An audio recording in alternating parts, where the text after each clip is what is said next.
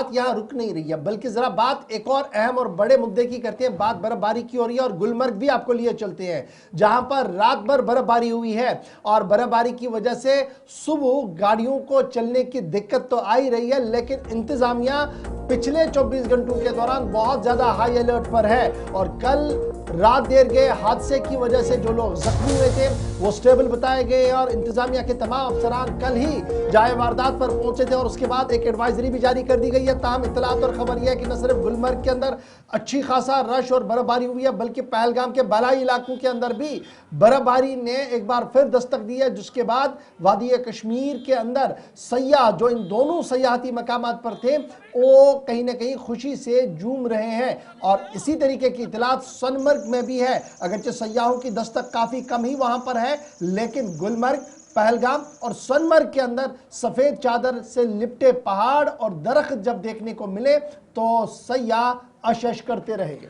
मुख्तलिफ इलाकों के अंदर सिर्फ बालाई इलाके जो है वहाँ बर्फबारी हुई है, बालाई इलाकों को जोड़ने वाले रास्ते भी बंद हैं। और इस दरमियान इतलात ये हैं कि मैक्सिमम एरियाज़ के अंदर अब गुलमर्ग के अंदर भी जहाँ पर जो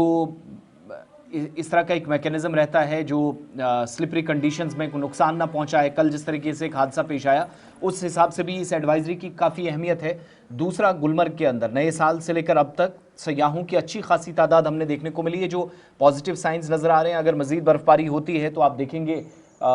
जनवरी में तीसरे चौथे हफ्ते में अनाउंसमेंट भी हो सकती है सरमाई खेलों की, लेकिन उससे पहले की सूरत हाल अफरवट पहाड़ी सिलसिले से मैदानी इलाका जो गुलमर्ग का है उस इलाके तक शानदार तस्वीरें आपके सामने। इशफाक डार के पास चलेंगे। इशफाक, एक तो मौसम इस वक्त कैसा है इस पूरे एरिया के अंदर, ख़ास तौर से टंगमर्ग, गुलमर्ग और आसपास के इलाके हैं, और दूसरा जो एडवाइजरी जारी की गई है, अगर कोई गुलमर्ग जाना चाहे, मकामी हो गैर मकामी सयाह हो, क्या कुछ करने की ज़रूरत है? जी बिल्कुल आसिफ, जिस तरह से अगर हम मौसम की बात तो कल ऐसी इतनी प्रेडिक्शन नहीं जा रही थी जितना कल बर्फबारी हुई है। और जब हम भी सयाहती मुकाम द्रंग कल पहुंचे तो उस वक्त खुली धूप थी और देखते ही देखते पूरे बादल छा गए आसमान में और एक ऐसी बर्फबारी हुई। और उस बर्फबारी ने जो सारे जो सयाह चाहे गुलमर्ग में थे या द्रंग में थे वो पूरे इलाके को झंझोड़ के रख दिया था। और यहाँ पर जब सयाह पहुंचे तो उनके पास में जो है द्रंग में एंटी स्किड चेन गाड़ियों में नहीं थी। और वही अगर हम सरकार की तरफ से जो एडवाइजरी जो एसएसपी रूरल ट्रैफिक कश्मीर की तरफ से या जिला तरक्याती कमिश्नर बारामूला की तरफ से जो एडवाइजरी निकाली गई थी, बगैर एंटी स्किड चेन के कोई भी गाड़ी जो है गुलमर्ग का सफर नहीं करेगी। ताहम जो लोग ये जहां पर मैं खड़े हूं इस वक्त, ये मेन एंट्री पॉइंट है गुलमर्ग का, ये टंगमर्ग का मेन नाका है जहां से चाहे वो लोकल हो चाहे वो गैर मकामी सयाह हो वो गुलमर्ग की तरफ रुख करते हैं। यहाँ पर अगरचे नाका लगा हुआ, लेकिन कुछ चुनिंदा लोग जो है जो यहाँ पर पुलिस को की जो है जो एडवाइजरी को फॉलो नहीं कर रहे हैं और ये यहाँ पर बाबारची या जो दूसरे इलाके उनके लिए कहते हैं कि अब वहां आपने जाना है और फिर जाके जब फॉरेस्ट एरिया में वो पहुंचते हैं तो एंट्री जो है गुलमर्ग की तरफ होती है। और रात कल ये देखा गया कि 8,464 गाड़ियां जो हमारे पास आंकड़े हैं जो कल जब अचानक बर्फबारी हुई तो गुलमर्ग में दरमादा हुई। उसके बाद में अगर हम जम्मू कश्मीर पुलिस की बात करेंगे या सिविल इंतजामिया की बात करके रात भर जो है गाड़ियों को वहां से बाहर निकाला गया,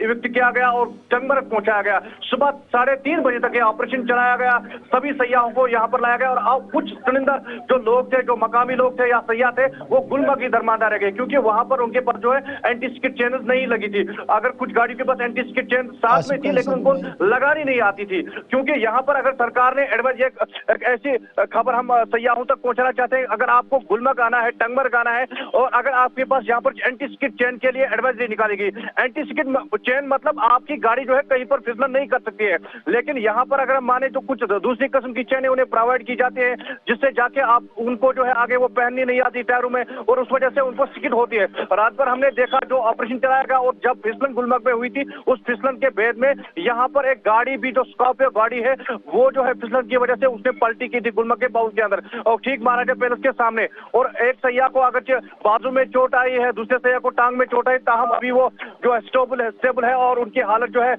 खतरे से बाहर है। ताहम आज भी कोशिश यही है चाहे जिला इंतजामिया की बात करें, इंतजामिया ने 10 लोगों से ज्यादा गाड़ी में सफर करने के लिए पाबंदियां आयद कर दी है क्या कि 10 लोगों से कम ही गाड़ियों में सफर करें। अक्सर देखा गया कि 10 से ज्यादा लोग गाड़ियों में होते हैं, उस वजह से ये जो जिगजैग वाले रोड है इसमें काफी दिक्कत आ रही है उन्हें चलाने में। बिल्कुल गवर साहब, क्योंकि हम बार बार कहते हैं और इंतजामिया की तरफ से ये एडवाइजरी जारी कर दी है कि गुलमर्ग से टंगमर्ग तक का ये 13 किलोमीटर का सफर जो है ये काफी खतरनाक सफर होता है और ये जिगजैग वाला एरिया है। अगर सैयाह बाहर से आते हैं तो उनकी ये यहाँ पर, क्योंकि उनकी टूर एंड ट्रैवल की तरफ से बार एडवाइजरी होती है कि कहां पर आपने रुकना है, कहां पर आगे जाना है, कहां पर आपको जो साइड सीन मिलेगा, लेकिन वहां यहाँ पर आते आते उनकी जो है वो यहाँ पर नहीं चलती है और सैयाह जो है ड्राइवर उसको यहाँ पर मजबूर करते हैं कि आप हमें गुलमर्ग लेके चलो। लेकिन अगर सैयाह यहाँ पर आना चाहते हैं और मकामी लोगों का सहारा लेंगे, जो यहाँ पर एंटी स्किड चेन जो लगाते हैं या जो मकामी यहाँ पर ट्रांसपोर्टर से उनका सहारा लेंगे तो उनका सफर आसान होता है। लेकिन जब वो यहाँ पर खुदगर्जी करके आगे चले जाते हैं, ये 13 किलोमीटर एक तो जोखिम वाला सफर उनका होता है, दूसरा रात भर जो आज दरमांदा सैयाह हुए उनको वहां पर सर्दी से काफी ठिठुरना पड़ा। फिर इंतजामिया ने यहाँ पर उनको चाय भी पिलाई, लेकिन वो चाय भी मुझे लग रहा है कि उन्हें महंगी पड़ गई, क्योंकि उन्हें आदत नहीं है इस सर्दी में रात भर रहने का। करने के लिए मौसम का मिजाज किस तरीके का बना हुआ है इस वक्त हमने आपके सामने रख दिया है। गुलमर्ग के अंदर जो सैयाह फंसे पड़े थे उन्हें सुबह तक निकालने में इंतजामिया कामयाब भी हो गई है।